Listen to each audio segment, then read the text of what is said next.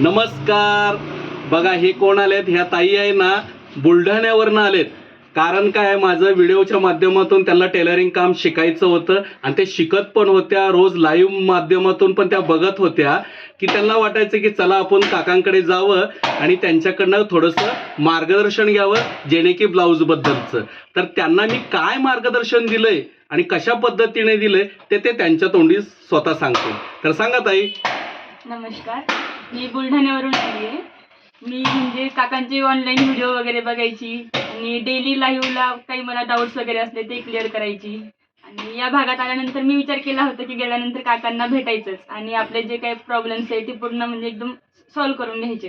त्यानंतर मी शोधत म्हणजे खूप मध्ये हे कात्रजच्या साईडला एकदम आली आहे, काकांना भेटली वगैरे. म्हणजे भेटूनच खूप छान वाटलं, कारण की माझी इच्छा होती त्यांना भेटायची.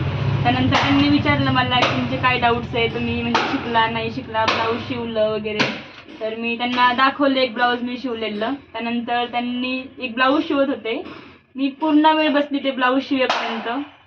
त्यामधले छोटे छोटे पार्ट्स कसे जोडायचे काय जोडायचे त्यांनी मला स्पष्ट सांगितलेलं आणि माझ्या मापाचे पेपर्स कटिंगसुद्धा करून दिले, मला व्यवस्थित समजून सांगितलं. आणि यानंतर मला तरी वाटते की मी नक्की ब्लाऊज शिवू शकेल आणि फिनिशिंग पण आय कॅन ट्राय इट.